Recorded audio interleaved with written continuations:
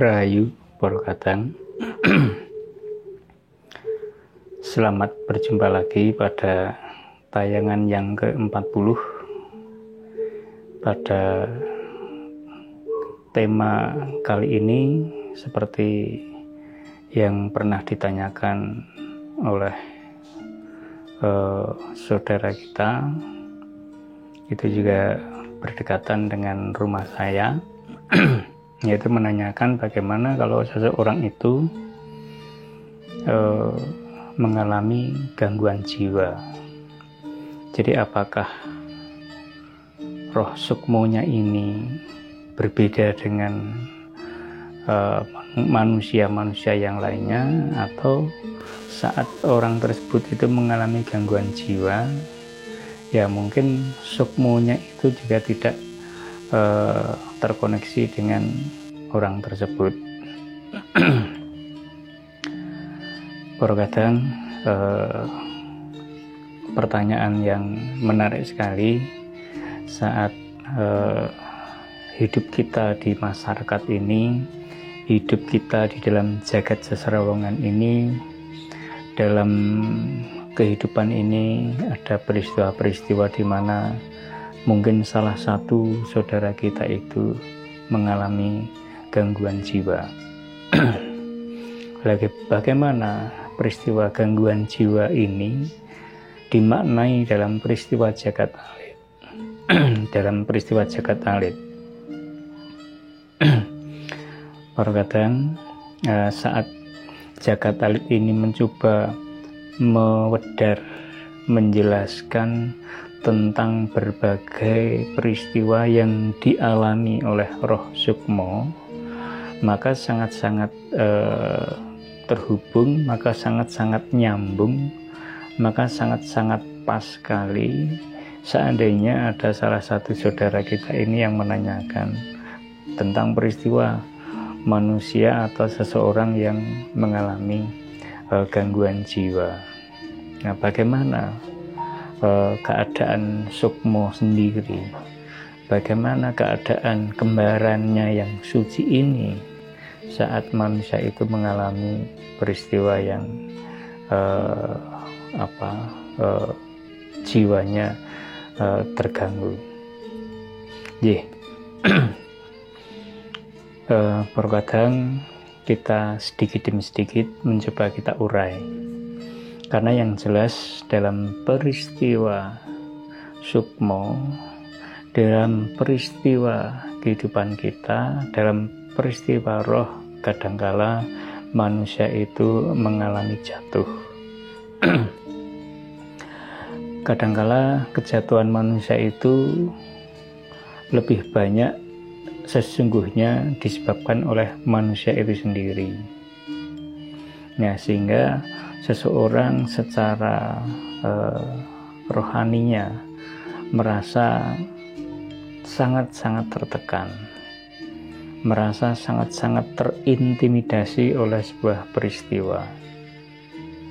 Maka manusia itu di dalam menjalankan kehidupannya kadang seandainya tidak kuat, seandainya tidak mampu untuk mengelola berbagai macam permasalahan, akan mengalami kejadian depresi. Depresi ini juga bertahap, Para Kadang. Jadi tidak semata-mata orang yang kena depresi ini langsung mengalami depresi yang akut, tetapi pasti mengalami beberapa tahapan yang dimulai dari kebingungan, dimulai dari situasi stres yang mana diri kita itu tidak mampu untuk memanage permasalahan. Padahal permasalahan itu sesungguhnya itu kalau kita telaten, kalau kita memang bersungguh-sungguh untuk menyelesaikannya, tentu saja pasti banyak cara yang bisa ditempuh. Tapi karena mungkin situasi yang dialaminya, situasi rohaniahnya, situasi fisiknya yang mungkin kebetulan capek, nah situasi pikirannya yang selalu terfokusir untuk urusan-urusan keduniawian yang menguras seluruh energinya. Inilah akhirnya permasalahan itu walaupun kecil tidak bisa tuntas terselesaikan. Saat permasalahan itu kecil-kecil tapi jumlahnya banyak, maka juga orang itu akan menjadi bingung mana yang akan didahulukan untuk diselesaikan. Nah, mengingat permasalahan itu tidak mungkin bisa selesai di dalam kehidupan ini. Nah, jadi permasalahan itu selalu saja datang silih berganti para kadang. Sehingga kita sebagai manusia ya harus mempersiapkan diri menerima apapun yang kita alami. Maka kita juga harus siap menyelesaikan permasalahan yang sedikit maupun yang banyak, yang kecil maupun yang besar. Bahkan permasalahan yang datangnya itu bertubi-tubi, kita juga harus menyiapkan diri. Maka salah satu upaya di dalam menyiapkan peristiwa tersebut, kita harus terkoneksi dengan diri kita sendiri. Kita harus kuat, kita harus mampu membangun, memproteksi diri kita lewat lagu di dalam jagat alit. Di mana di dalam jagat alit itu kita dituntun untuk menggunakan budi sebagai nahkoda di dalam kehidupannya, sehingga semua perilaku kita, baik itu yang masih di dalam pikiran maupun yang sampai tindakan, itu sungguh-sungguh dikendalikan, sungguh-sungguh di dalam ranahnya peristiwa budi.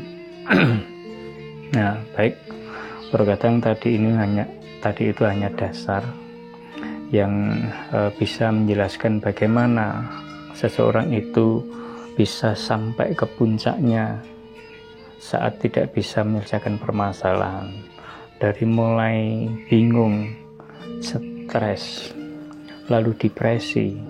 Entah, kalau depresi ini sudah depresi akut, maka sangat-sangat rentan sekali bahwa seseorang itu secara batiniahnya, secara kejiwaannya itu akan mengalami gangguan. Nah, apakah gangguan itu gangguan yang sementara ataukah gangguan yang permanen? Inilah yang harus kita waspadai perkataan, supaya kita bisa melanjutkan kehidupan kita ini dengan baik, supaya kita bisa menjalankan dharma-dharma kehidupan kita ini dengan lancar. Maka saat saudara kita itu menanyakan, bagaimana Pak Bagus seandainya seseorang itu mengalami gangguan jiwa, apa yang terjadi dengan sukmonya? Nah, karena katanya sukmo itu sungguh-sungguh menaungi, sungguh-sungguh mengayomi, dan sungguh-sungguh menjaga. Nah, jadi harus dipahami para kadang, walaupun sukmo itu tugasnya menjaga raga kita, walaupun sukmo itu ditugaskan dan diperankan di dalam kehidupan kita untuk nuntun kita, tetapi tidak semata-mata dengan tuntunan sukmo itu manusia itu bisa menurut. Kadangkala manusia itu lebih nggugu karpe dewi, lebih percaya kepada apa yang dipikirkan, mungkin ragu dengan apa yang sudah direncanakan Gusti. Sehingga inilah saat manusia itu mencari jalannya sendiri, di tengah perjalanannya itu mengalami kebingungan, sehingga di sana kalau memang tidak siap ya bisa sangat-sangat terganggu mental dan spiritualnya. Nah, perkataan di dalam peristiwa gangguan jiwa, sesungguhnya itu yang terganggu roh atau raganya. Nah, ini yang harus dijelaskan kepada panjenengan semua. Karena orang yang mengalami gangguan jiwa, perkataan itu wadak badan ini menjadi korban. Menjadi korban bagaimana kemelutnya roh-roh ini yang tidak bisa dikendalikan. karena susahnya mengkoneksikan roh satu dengan yang lainnya, tidak bisa menguasai dan tidak bisa memahami roh sukmo itu, lalu pikiran kita kacau. Selalu berbenturan antara penalaran dengan dawuh-dawuh dari Gusti yang diperankan lewat sukmo. Nah, dalam bahasa Jawa mungkin bisa digambarkan seperti benang kusut atau bola bundet. Saking bundetnya, jadi kita tidak bisa untuk mengurai. Nah, saat itulah kita menjadi putus asa. Jiwa kita menjadi putus asa. Nah, saat itulah kita kehilangan identitas diri kita sebagai manusia yang utuh, yang masih mempunyai jiwa, yang masih mempunyai rasa. Nah, inilah akhirnya kita menjadi tidak sempurna seperti yang direncanakan. Jadi orang yang mengalami bulah bundet, orang yang mengalami pemikiran-pemikiran yang tidak bisa diurai, itu akan mengarah, seandainya benar-benar tidak bisa dikelola, sungguh-sungguh tidak bisa di-manage dengan baik, maka akan menyulitkan kita semua, dan akhirnya kita terjebak di dalam jiwa-jiwa yang mungkin bisa mengalami gangguan. Nah, para kadang saya ulangi, kalau tadi saya sedikit memberikan clue, orang yang sakit jiwa itu, yang sakit itu jiwanya atau raganya, enggak, rogo atau roh. Nah, inilah yang harus dipahami sebagai dasar. Di dalam jagat talit, terkadang gangguan jiwa itu lebih disebabkan oleh peristiwa roh, sedangkan tubuh rogo wadah kita itu cenderung menjadi korbannya. Maka saat orang yang sakit jiwa, kadangkala untuk ngupokoro wadak ini sudah tidak bisa dengan baik. Nah, pikirannya kacau sehingga tidak bisa menjaga, merawat, dan melindungi wadaknya secara baik. Maka saya sebut biasanya raga kita menjadi korban. Nah, inilah yang sesungguhnya di dalam jagat talit juga harus dihindarkan peristiwa ini. Karena jagat talit mengajari kita untuk merawat kedua-duanya, merawat roh dan juga merawat tubuh kita. Maka saat kita itu mengalami permasalahan di dalam peristiwa roh, kalau seandainya sampai terjadi wadah kita juga menjadi korban karenanya, maka inilah yang harus garis bawahi, maka inilah yang harus dihindarkan. Nah, jadi siapa yang terganggu itu adalah rohnya. Maka sesungguhnya fisiknya sehat-sehat saja. Jadi peristiwa fisiknya ini, lahirnya itu seperti orang-orang kebanyakan normal, tetapi hanya peristiwa rohnya saja yang mungkin mengalami gangguan. Maka itulah kenapa disebut gangguan jiwa. Nah, karena jiwa ini adalah sesuatu yang tidak bisa disentuh, sesuatu yang tidak bisa didumuk, para kadang. Nah, lalu kira-kira apakah sukmo ini yang katanya itu melindungi diri kita ini, melihat peristiwa tuannya, melihat peristiwa badan yang diayominya itu mengalami gangguan, apakah sukmo itu juga mempunyai jiwa, para kadang? Ya, untuk menjawab itu memang harus menyelami lebih jauh lagi. Tetapi yang jelas, yang disebut sukmo itu juga mempunyai jiwa. Tetapi jiwa yang dimiliki sukmo berbeda dengan jiwa yang kita miliki. Karena sukmo adalah sesuatu yang memang sudah dikondisikan suci, maka jiwa di sana juga jiwa yang murni. Sedangkan kita sebagai manusia ini yang juga mengenal jiwa, kadang jiwa kita itu juga mempunyai jiwa-jiwa yang jahat. Soalnya kita lebih cenderung memilih kegelapan daripada terang tersebut. Jadi sukmo itu kadang juga mempunyai jiwa. Tapi kenapa sukmo itu tidak bisa menolong saat peristiwa seperti ini terjadi? Maka kembali kepada penjelasan-penjelasan terlebih dahulu. Jadi setiap tubuh manusia itu mempunyai banyak roh kadang, tidak hanya satu. Maka saat peristiwa roh sukmo ini menjadi luar biasa saat diwadar, saat dibabar seperti ini, lalu dihubungkan dengan peristiwa orang yang sakit jiwa. Nah, inilah sesungguhnya roh sukmo sendiri itu saat mengayomi orang yang sakit jiwa, sukmo itu juga fine-fine saja, sukmo itu juga baik-baik saja.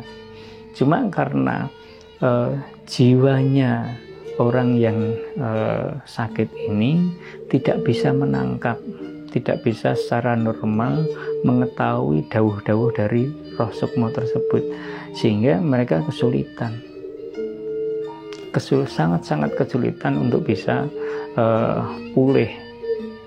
Karena disinilah ada roh-roh yang lain yang itu mempunyai peran yang lebih, yang bisa menyokong supaya raga ini tersadar, supaya raga ini menjadi pulih kembali.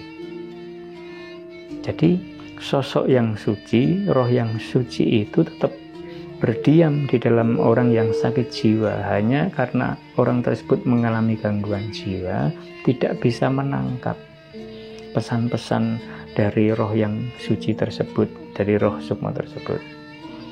Nah, maka itu gambarannya. Maka perlu dipahami di dalam jagat alit, selain roh sukmo itu ada banyak sekali roh-roh yang lain. Ada 9 roh yang menaungi tubuh manusia itu, salah satunya roh sukmo. Sedangkan roh sukmo mempunyai peran tersendiri, itu juga sudah saya jelaskan di tayangan-tayangan sebelumnya. Nah, kenapa bisa mengalami gangguan jiwa manusia? Jelas manusia itu kadangkala tidak mampu untuk mengatur dirinya sendiri, tidak siap untuk mengelola permasalahannya.